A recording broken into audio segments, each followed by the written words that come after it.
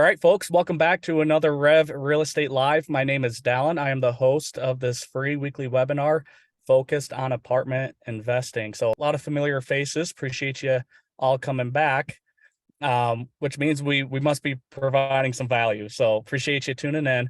I'm super excited about this week's topic. We are talking about cost segregation, which allows you to really maximize what I would say one of the most powerful tax benefits of real estate, and that's the depreciation.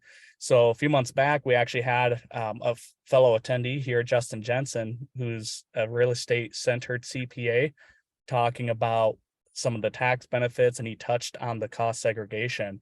Tyler, his company, focuses exclusively on generating these reports that are then delivered to your CPA like Justin so that they can input it into your taxes so you can really maximize that potential. So super powerful tool, a big reason why a lot of people choose investment real estate. So really excited to get into it.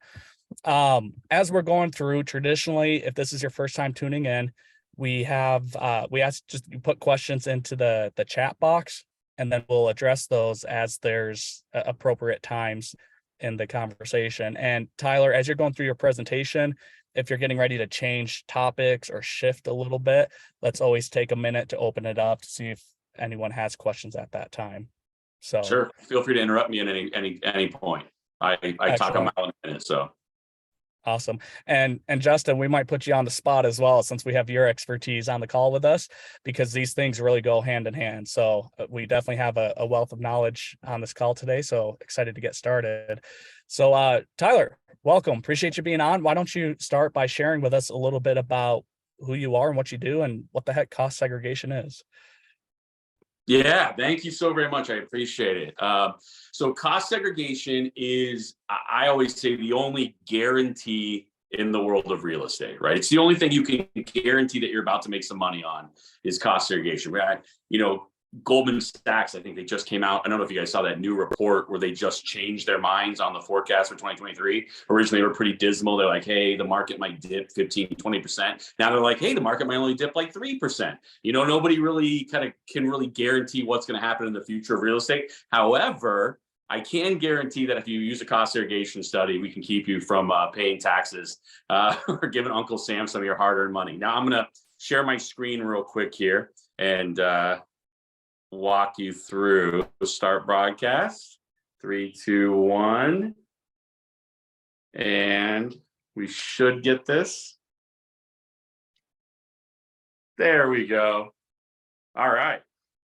So if everybody can see that, we're talking cost segregation. My company that I am with is Madison Specs. This is, in my opinion, the most influential cost segregation firm in the country.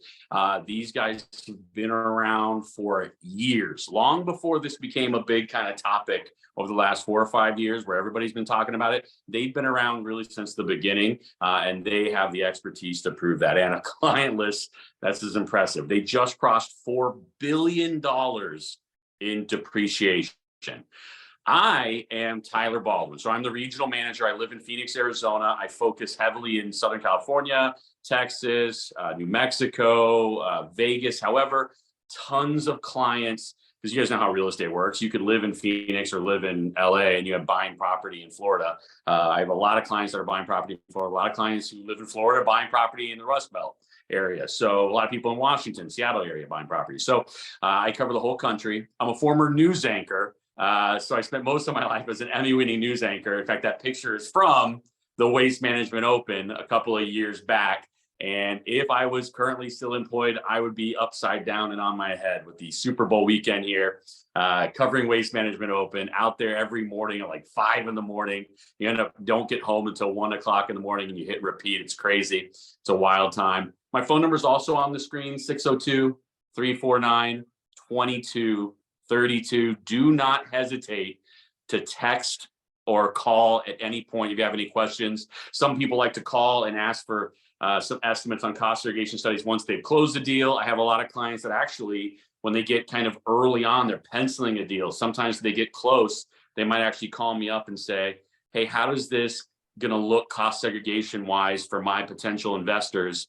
What are some of the numbers I could use to show investors when I get this thing going? So it doesn't matter what stage you really are when you're buying real estate, just hit me up and I can put together a free cost seg estimate. So if you like what you see, don't hesitate to reach out. Let's start at the beginning. In Genesis, what is cost seg, as the kids like to call it, or cost segregation? It's really a tax planning strategy that really shelters taxable income by depreciating certain components of a property at a faster rate. What does that mean? That means if, let's say, you bought one of the townhouses in the picture there and you were Airbnb-ing it this weekend for the Super Bowl and making $1,500 a night. Normally, if you bought a $500,000 property in Glendale, you would take the land value out, leaving you with about $400,000, and then you would divide that up among 39 years. It's 27 and a half for multifamily or residential, but 39 year for Airbnb commercial. So you would divide that up among 39 years. So you get a write-off of about $10,000, which probably wouldn't even cover the profit you're going to make this week with your Airbnb in Phoenix. So what you could do is segregate out the various costs with the use of an engineering firm like Madison Specs, and they take each little aspect of that building, the windows, the doorknobs, the landscaping, those trees in the front. They take every little detail of that building and they drop them in the faster depreciable buckets, things like 5 years, sometimes 7 years, 15 years, and then they leave the bulk of the building, the roof, the walls, etc. They'll leave that stuff in 39 years. But then they take the 2017 tax law and they're allowed to take anything under 20 years and bonus it into the first year. So you end up taking, let's say, 25% of that, about 100 grand of write-off in the first year instead of just 10 grand. Cost seg's been around a long time. Okay, taxes itself, just over 100 years old. I mean, they had it in the Civil War, but it really got going in 1913, and it did not take long for people to start arguing about depreciating their assets. In 1962, cost seg became a thing with the ITC. They tried to phase it out in the 80s, but it was defended in court in 1997, and cost segregation was back and running again. People talk about it. I've got clients, man. I've got clients that will call me and be like, man, I have been in commercial real estate for 30 years, and I just found out about this yesterday. And they think it's a lie. They think I'm making stuff up, but cost segregation has been around a long time. It just really got put on steroids in 2017 in the Tax Cuts and Jobs Act, which said when you put those faster depreciable buckets down, we're going to bonus it all into the first year. So why use a cost seg study? Obviously, bonus depreciation is amazing. Taking a huge, massive write-off right up at the top is very important. You can use that to reduce your tax liability. And then you take all that money you're supposed to give Uncle Sam. And I had a client the other day who was like, I don't know if I should do this. And his write-off was $1 million. And he ended up doing it. And I was like, now here's my advice. You can take that money that you're about to not pay Uncle Sam and you can go buy jet skis and party. But the better idea is to take all that money and go buy more property. Use that cash for when this market starts to look real sexy here in the next couple of months. You can be a little more liquid with that 2022 tax, receipt that you put in, that tax return, and you got plenty liquid cash ready to go for some more purchasing power here in 2023.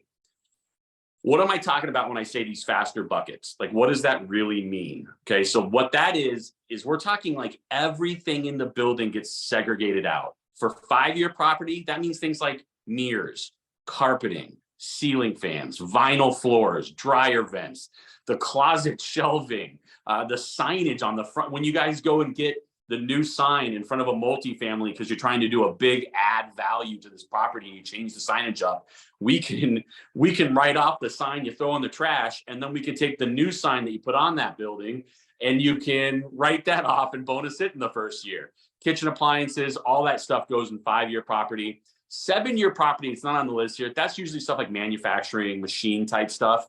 We do come across that, not a lot in multifamily or residential, but we do see it. 15-year property, that's stuff like the asphalt, the sidewalks, fencing, landscaping. Even we get so down and dirty, we literally will write off the pavement markings. When you guys paint the little marks for where people can park in your 16 unit apartment complex, we're going to write that stuff off as well. Here's an example of what that means for you. So if you were to purchase an amazing, let's say 10 unit property for 1.8 million, which would be a steal in Phoenix right now, I feel like, if you would have bought that in December of 2022, the first thing we do is we take out the land value. We don't get to depreciate the dirt, but we're going to take out that land value of, say, about 300,000, leaves us with about a $1.5 million property, which if this was a multifamily, we would then depreciate that over 27 and a half years. We just divide 1.5 million, get 27 and a half years. Instead, we segregate out all that 5, 7, and 15-year property, and then we take all that in those faster buckets. And instead of putting it in 5 and 15, boom, we just take it in the first year, which in the case of this example, it's about a $426,000 write-off. Now, why is that really significant? Because what did you put down on a $1.8 million property? I mean, if you went and put down like $350K on a $1.8 million property and you got a bonus depreciation of $400,000, that means you get to go to your investors. If you're in syndication, you get to go to these guys and say, hey, not only if you give me $100,000 to buy this property, are you going to see, dividends, passive income as this thing begins to bring in cash flow. But also when we sell it, you might even make maybe 2x on the property on the exit strategy. However, rather than just waiting for all of that stuff to cash flow and waiting for the big sale at the end, from day one, we're going to get you a write-off for more than the money you give us. Sometimes we're literally going to give me 100,000. I'm going to get you a write-off for about 100,000. It's pretty amazing. So the big question is not why you should do cost seg. You should do cost seg. The question would be, why would you choose a company like Madison Specs? This is, in my opinion, the best company in the nation. They literally are giving an average of $275,000 per property that comes in. They've got 100 years of combined industry experience among the people that work there. They've got 800 employees total, 16 in-house engineers. You want to make sure the company you're going to pick has an in-house engineer and a lot of in-house CPAs there. And the reason for that is if there's a potential audit. Now, audits are very rare, okay? It is not a red flag situation. I can't tell you the number of times I've had clients come to me scared because I have somehow met them and they didn't know what cost seg is, and I now explain to them that we're going to be sheltering. I have a client that when I met him and his 3 brothers each were paying a tax bill of $1 million a year each. So $4 million in taxes sent to the IRS every year. We got that to 0, and they were nervous that they were going to get audited and they would go to prison. And I was explaining to him, look, it's not a red flag situation. This is super well defended. And if you are, God forbid, audited 6 years from now, you want to make sure you have a company that's going to be there 6 years from now. Madison Specs has been around for decades. They're going to be here if you were to get an audit, and they're going to defend you for free. They've got the experience. They've also, get those studies done on time. Real quick, Tyler. Yeah. It's on that note, folks, this isn't a loophole, right? This is written into this is the IRS is allowing this. It's in the tax code. You can enable it. It's not a loophole. You're not doing anything unethical or shady. This is in the tax code. It's a benefit that's there for real estate investors, because if you can save that $1 million rather than paying it to the IRS, they know that as private real estate professionals, we will likely handle and reinvest that better than they could.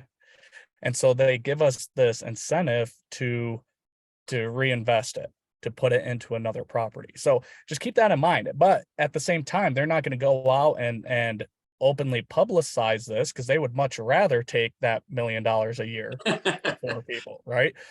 So it's just, you don't know what you don't know. And that's why we do these webinars. That's why we bring people in like Tyler to talk about these options that make real estate investing so powerful. Yeah, when I first started, I had that awful habit. When I first started into this industry, God, 4 or 5 years now. I mean, back in like 2017. I used to always say loophole. This is an incredible tax loophole. And I would get slapped on the wrist because people go, it is tax law. And there's a reason they keep putting it back into the system. And that is because, I mean, and we're talking both sides of the aisle. A lot of people talk, oh my gosh, this was incredible because of Trump, but we'll never see this again. But Obama put 100% bonus depreciation in 2013. We're in this unfortunate situation now where it's starting to sunset. And I haven't got into that yet. I'm going to get into that in a minute. Where it's starting to decline a little bit from the 100% bonus. However, I wouldn't be surprised if in, say, 2025, we get back. I'm going to get us be back into the camera here. I think in 2025, if they don't start to bump this thing back up to 100% again, because it'll spur the economy again. They know for a fact that when a real estate investor goes and buys a piece of property, they have now added tax revenue to the broker, to the mortgage company, to the contractors they're going to hire to do add value, to the landscapers that are doing the property, to the improvement of the housing for the people who are going to move into these homes, to give them, like if you look in places like California where they're desperate for multifamily operators to get more multifamily for these people to rent, they know that they're just spurring the economy on. So they don't mind if you get a big tax deduction, which is why you should get it. You mentioned it earlier. One of the biggest benefits of cost segregation is when you look at a W-2 job, let's say you were a nurse and you were a W-2 job and you're making $100,000 a year in the medical field, you're paying taxes on that 100,000. That's really only like 60 or 70,000. When you make 100,000 in real estate, bro, you just made $100,000 in real estate. Like you're not paying taxes on that money.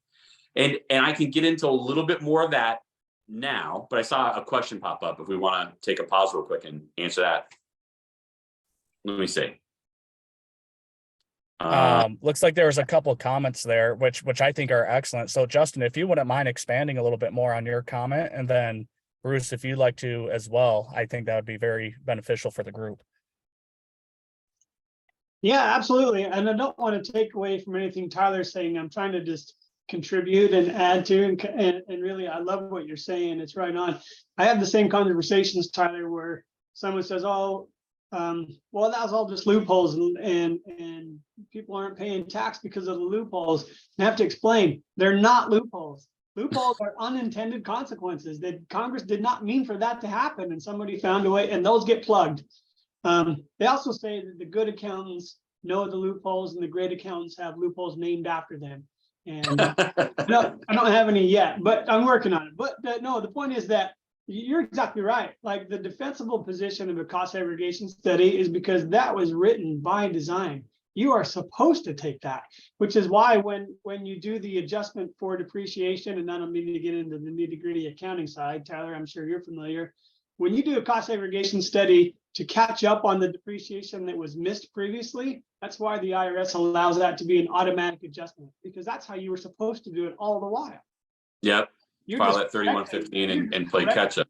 Yep. And another great example that shows you how it's supposed to be done. Let's say you bought a house and you're doing a monthly rental for this property, okay?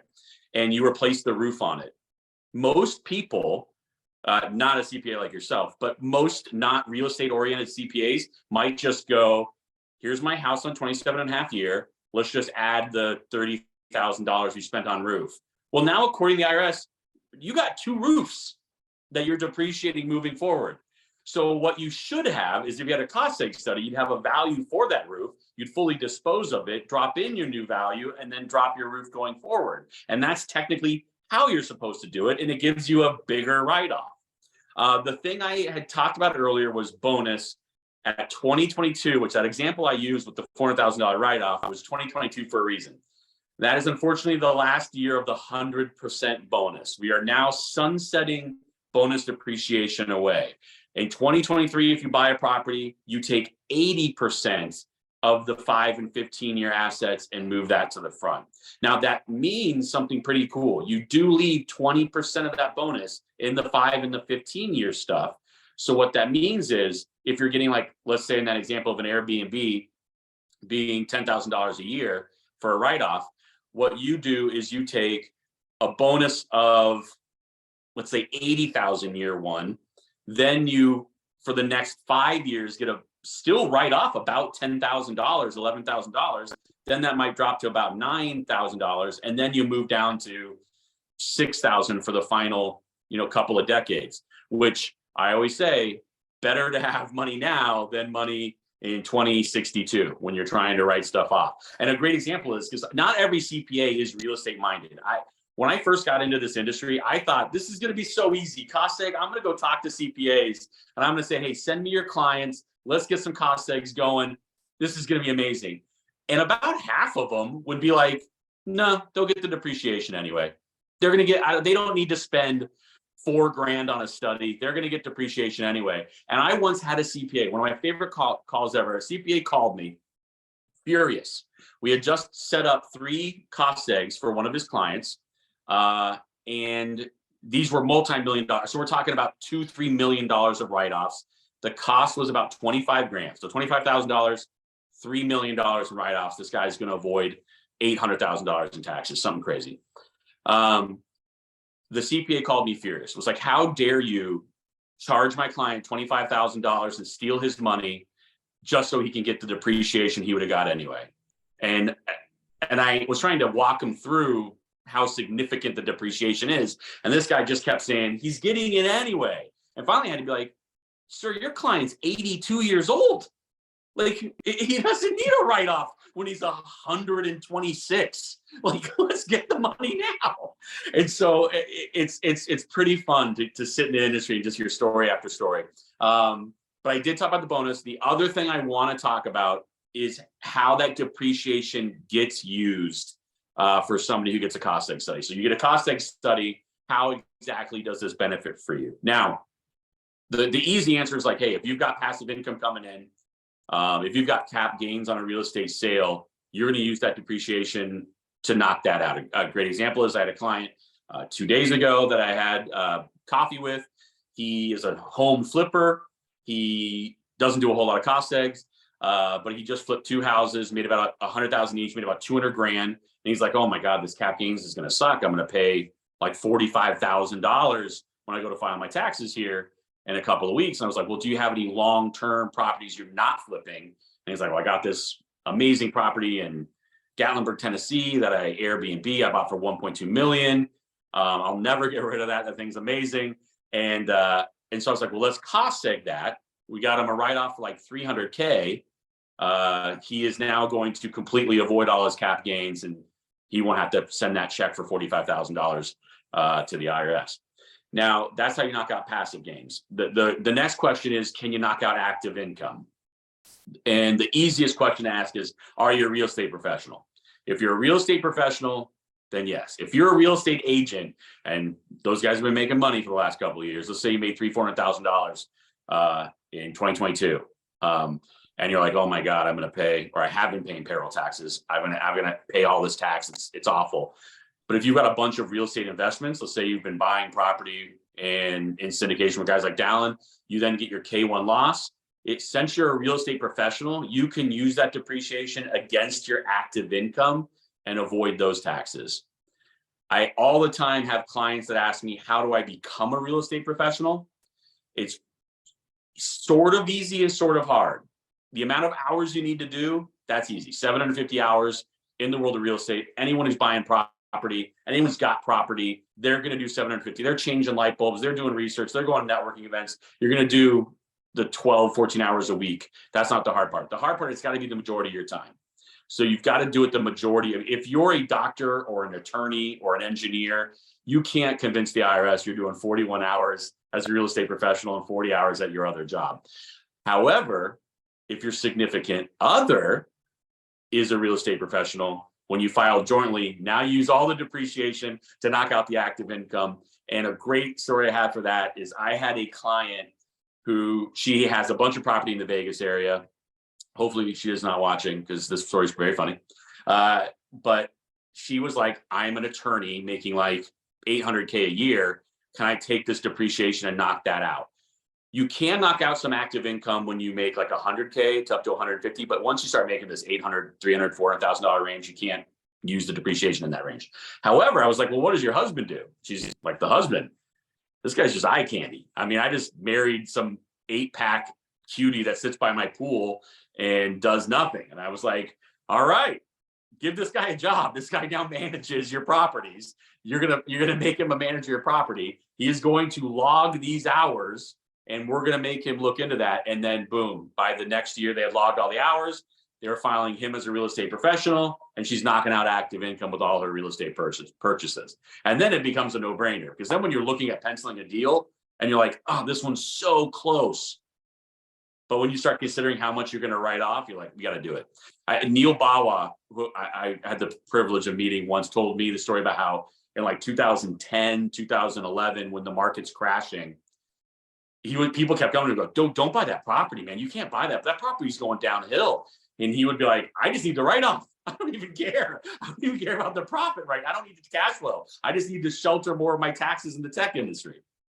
All right, let's see what some of these chats are real quick. And anybody else want to dive in, feel free. There's a really good question from Al, Tyler, Yeah. if you want to chime in and jump on Yeah, that. so he says, just to clarify, this can be used retroactively if the depreciation was never used for a property that's been owned and rented for several years. So absolutely. So if you've got a property, I have people all the time that find out about this now watching a podcast and they go, oh my God, I've got 5 rental units. Why have I never done this? I have real estate agents that call me and go, I just found out that Jason in my firm just sheltered all of his taxes and I own 4 properties. Why haven't I done this? You can. Now, the question is, how long ago did you buy the properties? Because if you bought them 27 years ago, you've depreciated everything. If you bought them in 2009, I always kind of wince a little bit because people call me all the time. I go, I bought 5 properties in 2009. I go, and I look at them and they bought them for $38,000 each, and in a short sale. And I go, well, there's not a lot to depreciate on that either.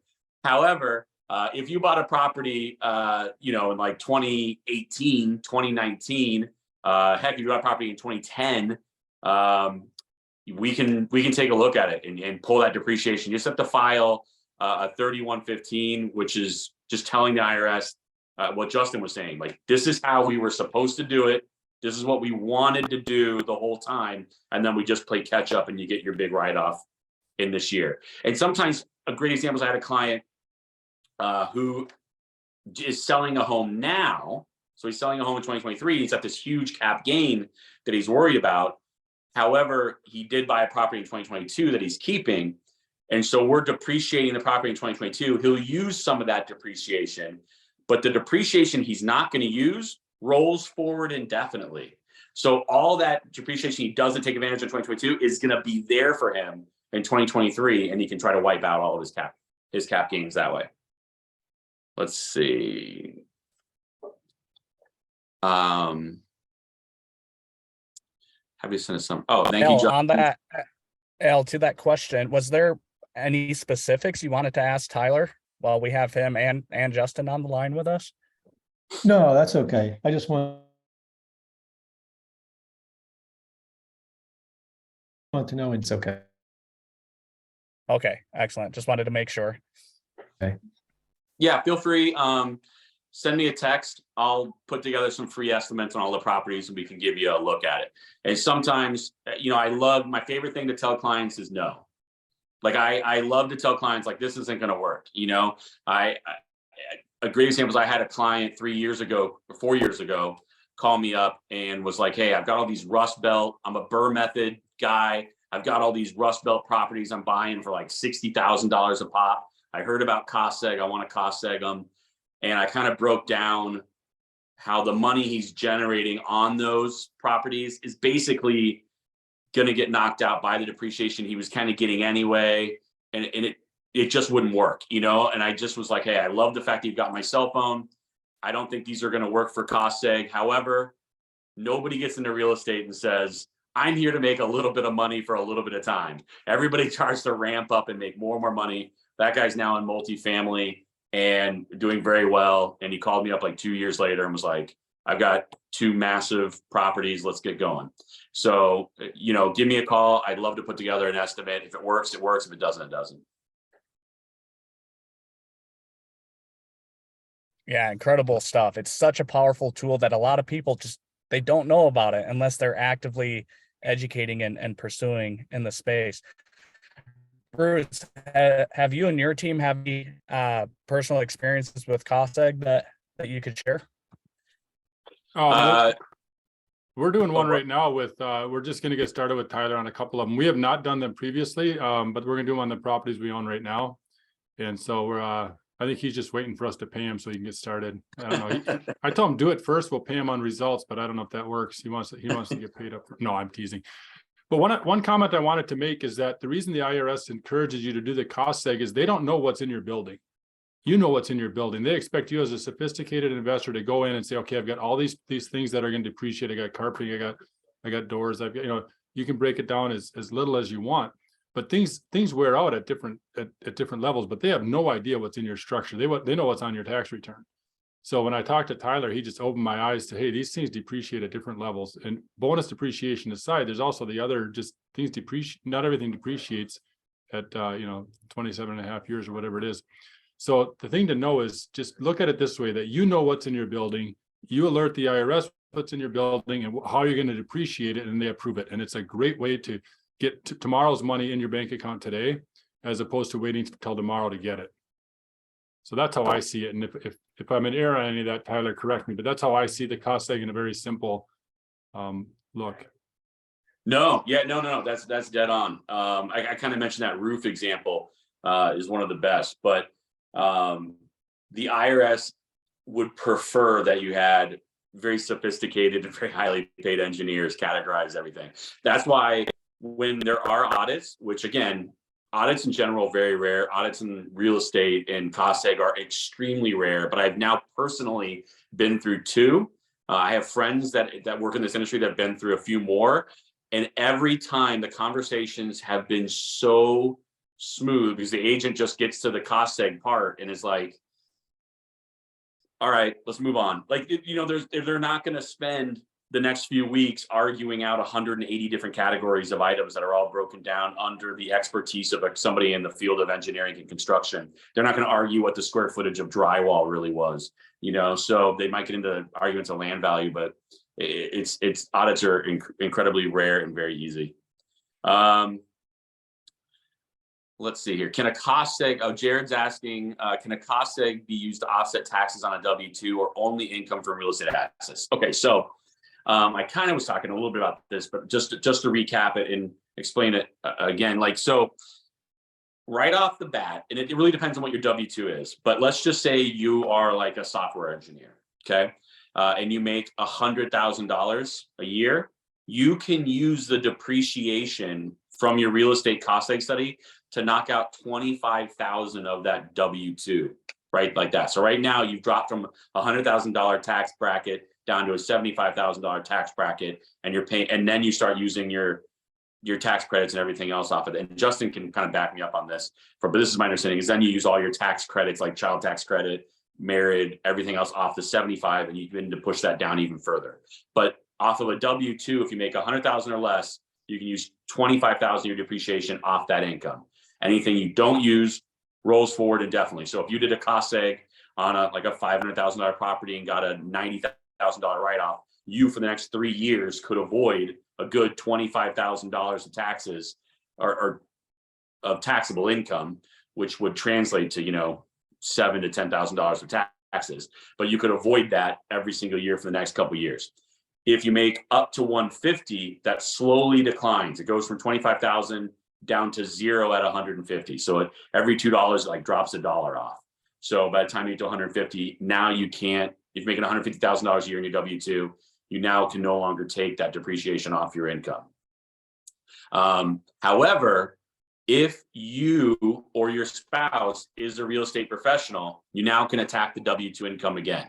So a great example is if you make $150,000, make $200,000 a year as a software engineer, but your husband is a real estate agent or a property manager, or has quit their job to focus solely on the multifamily properties that you guys are investing in, or the BRRRR method property.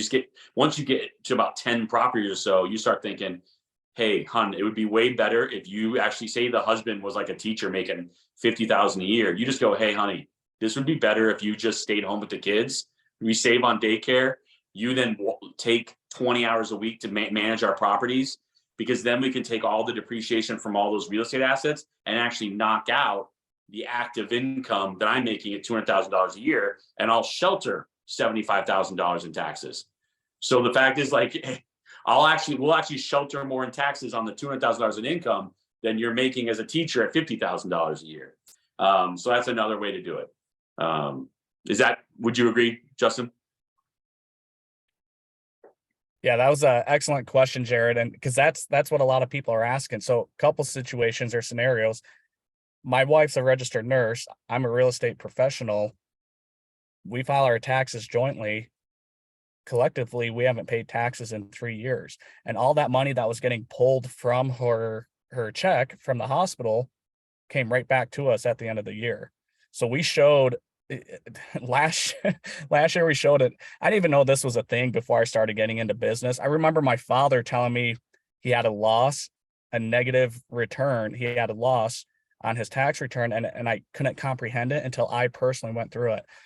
Last year I showed a negative $52,000 loss on my tax return, and all that money that was taken from my wife's check automatically was returned back to us. So not only did we experience that loss, but we got probably the biggest tax return I've ever gotten back in my life. So it was kind of it's just interesting. Another example, higher level, there's another active operator I know doing similar things that we are. Her husband is a high paying attorney, high income earning attorney, probably making $400,000 or $500,000 a year. All because of her active role in real estate and how involved she is. They're not paying anything on his $400,000 to $500,000 a year that he's making from his W-2. So, Jared, quick answer or response to that is, if your spouse is open to it, maybe it's a good time to have that conversation, because that's going to enable you to get the most benefit out of it sooner than later. So, and listen, we had when we had Justin on a few weeks back, a couple months ago, we recorded that as well. It's on our YouTube channel. He goes into depth on the real estate professional. So he did include a PDF in the chat box here. If all of you on the call haven't had a chance to download that, do it. Download it and then refer back to that video on our YouTube, because Justin really gets into more detail on how and when you can maximize that depreciation, whether you're a real estate professional or not. So awesome question, Jared.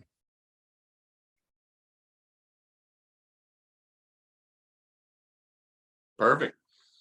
I think that about sums it up on my end. Is there anything else? Any other questions? Let me see. Chat. No. All right. Anything else you were thinking, Dallin, I should have covered that you think might come into play? Probably, but nothing that I can think of off the top of my head.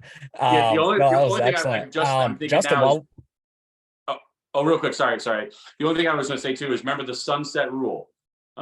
If you're looking at property and you're like, hey, I'm going to buy this property in maybe December or January at the end of this year, and you can throw a couple bucks under the table to your broker to get that thing closed in December of 2023 instead of January 2024, make sure you get that done. Because in 2024, it's going to drop to 60% bonus. So that means, like, on a $500,000 property that in 2022, you got a $100,000 write-off. In 2023, you're going to get a $80,000 write-off. In 2024, it's a $60,000 write-off year one. Excellent. One thing I want to point out too, because we get this question a lot. If you're participating in a syndication, if you're participating in a fund as a passive investor, do you still get to experience this? And the simple answer is yes. And that is displayed through your K-1. So when you invest into a syndication or a fund into that entity, they're going to be doing a tax return. And when you buy membership units in that, you're coming in as a partner. And so you're going to you'll be able to capitalize on that depreciation, and it's going to pass through into a K-1, which then you take to your CPA and say, hey, I have this investment deal. Here's a K1.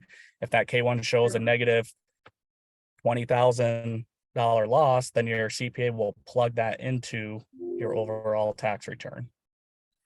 So I just wanted to bring that up because that's a question that gets asked quite a bit. And a great example of that is, you know, because I have clients all the time that when they do syndication, it's an easy pitch because you go to somebody who's making, let's say $100,000 a year, and you go, and they've got some money saved up and think about getting real estate. You say, hey, you give me $25,000 into an investment, we're going to try and, you know, 2X that over the course of the next couple of years. We're going to try to get you some money, you know, coming back in passive income. But remember, you're going to get a K1 loss around $25,000. And if you get that, you just write that right off that taxable income of 100,000 and you just saved 10,000 grand, you know, 10,000 bucks. Now you've really only invested 15 grand into an investment that hopefully might get you $50,000 back at the end of the run. One comment I wanted to make real quick too. So Tyler talked about how 2022 was the last year for 100% bonus depreciation. Now it's dropping to 80. Just to clarify, you're not losing that depreciation. It's just determining how much you can take up front. Yeah. So it doesn't go away. It's just you're able to claim it at a different time. Yeah, thank you. And to put that into some perspective, you know how everyone's now trying to readjust their thinking when they start thinking of like what the interest is going to be on a purchase, and people like, you know, 6%. Oh my God, I would never buy a house at 6%. You go, we did 6% for 20 years. You know, like you can buy a house at 6%, and they try to explain the same thing in the world of cost segregation. Some people are like, oh my God, 80%. And you go, dude, for years, people did it just because it boosted the 5 and the 15-year property. People just did it because you got a bigger run for the next 5 years or so because you put stuff in those faster depreciating buckets. The fact that you still get an 80% depreciation is awesome. So 80% is great, 60% is great. And then, like I said, typically because you're getting 80%, 20% of that bonus stays in the 5 and 15. So of, you know, let's say the 100,000 that we're putting in 5 and 15 on a $500,000 purchase, it stays in that 5. 80% will be your bonus. 20% gets dropped in the 5 and 15. Then you add that to what was left on the 27 and a half year. That means for the next 5 years, you kind of get the same write-off that you would have got if you didn't even do a cost seg study. So not only do you get the benefit of the cost seg study in year 1, but you almost don't see any negative for the next 5 years. It only starts to depreciate a little bit more after 5 and then after 15. Yeah, I was going to mention that when Dallin was speaking, that the cost seg makes sense even without the bonus depreciation. In most cases, the bonus depreciation is just that it's a bonus. But I don't look at it as a deterrent. Say, well, I was going to do it, but now we only get 80% bonus depreciation. Well, there's other benefits to cost seg. Cost seg's been around longer than bonus depreciation, and will continue to be around for longer. So it's a way for you to properly segregate and depreciate your property. So to me, it's good business. So look at it that way. And the bonus is just that, a bonus during our current tax benefits. Yeah. And another example you kind of mentioned is like, yeah, because then when you go in and you go on a monthly rental, let's say you're swapping that carpet out every 2 years, like every 2 years or so, you move your monthly rental out person, you start a new lease with somebody else. The good news is you can go where the carpet is depreciated. You can see that you bonused it in, let's say 2022, but you know where that line is. You know how many, it's a 5-year asset. You know how much you just spent in carpet. You drop it back on that line. You look at the year, say 2024 in this case, and you take 60% of it in the first year and you leave the rest in a 5-year run. It kind of helps you depreciate everything else moving forward. Awesome stuff. Justin, was there any thoughts that you wanted to add? Yeah, actually, I want to build off of something that you and Tyler were both saying. Because you mentioned here in 2023, the bonus depreciation is 80, and Tyler, you were saying if you're going to close on something in December or in January of 24, see if you can't close on in 23 because the year that you purchase the property, the rule will apply. So you still want the 80% bonus depreciation. Well, the good news is, and somebody had asked the question, and I forget who, that can you do this on properties that you've already owned for a few years? And the answer is yes. And the answer to that is also that if I do the cost segregation now in 2023, The 2023 rules don't apply. The rules will apply the year that you purchase the property. So if I bought a property in 2020, I'll still get 100% bonus depreciation, even though in 2023, the rule is now 80%, if I buy it in 80%. So there's no reason to not do it. I like how that was being said earlier. And then another example too is in 2016, if you bought the property and there wasn't any bonus, but you're doing it in 2023, because you have to file your 3115 and play catch up, you're going to take all of the 5-year assets that you should have been taking since 2016. You get all that in 2023. Then you take more than a third of all the 2015, boom, right in 2023. So when you play catch up, you still get a huge write-off because you're playing catch up from a property in 2016, 2015, that type of thing. Kind of same thing you said. Excellent. Good stuff. Well, any other questions before we wrap this up? One more thing while people type it in the chat. The other thing that I hear all the time, the biggest misnomer, I hear a lot of stuff about cost seg. The two biggest myths I hear is you have to do it in the year you bought the property, which we've already now shown that's a myth. People all the time go, oh, I would have done a cost seg in 2021, but I missed out on that opportunity. That's not a thing. The other one I hear all the time is you have to buy a $2 million building or more. I hear that all. It's got to be $2 million or more before you can do a cost seg. That is absolutely not true. I hear people doing Burr method houses in the Rust Belt, under $100,000. I've had clients that actually kind of funny. I had a client recently call me up. They had 17 properties in Texas. They were all like between $100,000 and $200,000. And as I'm looking these up, I remember thinking, these are going to be just dumps, right? Like these are going to be awful houses. They're all brand new builds in Texas. And I was like, oh, leave it to Texas. We get so spoiled when you look at houses in like Scottsdale and in Southern California and stuff. But you can even bonus houses that are in the $200,000 range. So there's a place for cost seg for everybody in this kind of modern era of bonus depreciation. Awesome. Tyler, thank you so much. Thanks so much for the information, Justin, as well, and Bruce for your comments. It's an exciting space. Real estate is an exciting space, and there's always going to be opportunities and benefits for people to get involved. There has been 100 years ago, and there's going to be 100 years from now. Because at the end of the day, and why we like multifamily at Rev, is that you're providing a basic human need. You're providing shelter, and these tax benefits and incentives allow you to reinvest into the communities and the buildings and the people that you're serving, if done properly.